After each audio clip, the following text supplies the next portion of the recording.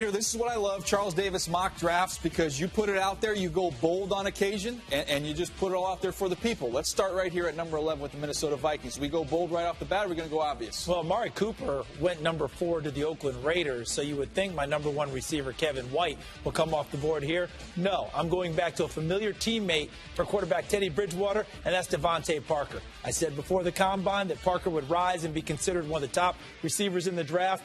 I have no reason to back off that now. He goes to Minnesota. I love Devontae Parker and what he brings to the table, but this sets up the Cleveland Browns, a team that needs size at the wide receiver position, even after adding Dwayne Bowe in free agency. Is that what they do here, Chuck? You know how we always talk about teams running the card to the podium? Forget it. They emailed it, they faxed it, they tweeted it, the whole deal. Kevin White, number 12 from West Virginia, now with the Cleveland Browns. Yeah, that's a no-brainer for them. Now things get interesting here with the New Orleans Saints, the first of their 2 first-round picks. Where you have them going? Well, Rob Ryan considers himself a motivator on the defensive side of the football. He gets his chance with a guy who's a terrific flash player.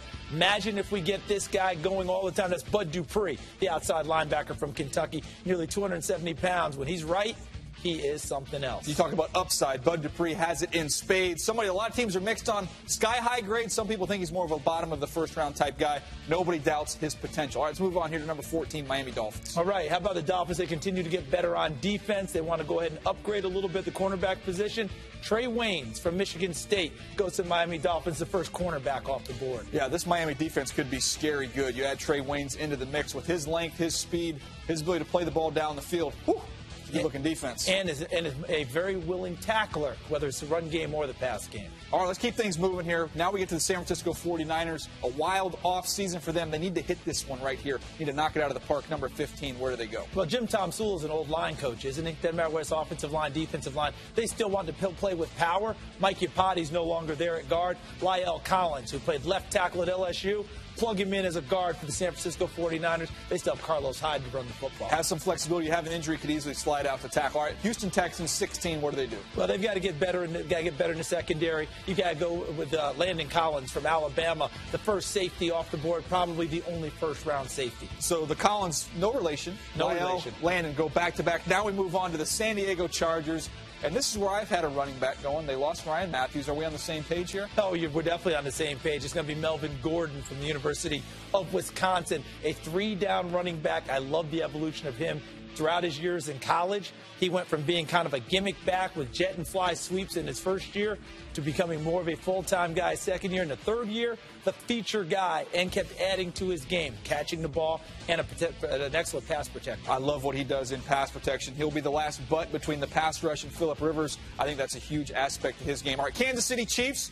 Wide receiver, could go offensive line, defensive line. Where are you going? Well, Kansas City, many people were clamoring wide receiver. They did sign Jeremy Maclin in free agency, lessen the pressure. Let's go offensive line. Here's a guy that many think will already be off the board, Brandon Sheriff from the University of Iowa, a left tackle who can play right tackle. I think he's going to fit in at a guard, an interior position for Kansas City. All right, Cleveland Browns hit it out of the park with Kevin White, in my opinion, at 12. What do they do for an encore here at number 19? Go big or go home. That's Danny Shelton, the big defensive tackle from the University of Washington. He goes at number 19. I put Malcolm Brown at number 9 to the Giants because I think he might be a little bit better pass rusher. But Danny Shelton holds down the middle.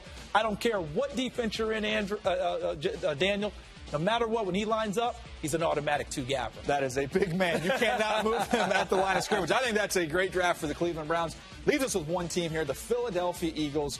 Everybody's favorite storyline in the offseason. What does Chip Kelly do? First season in charge here for the Eagles. Okay, let's skip the Mariota conversation and number 20 getting used to move up. Let's say they keep this pick. They're crying a little bit because Landon Collins came off the board. They were hoping to get him at safety. They already picked up Byron Maxwell in free agency. Let's add to it Jalen Collins, the cornerback from LSU.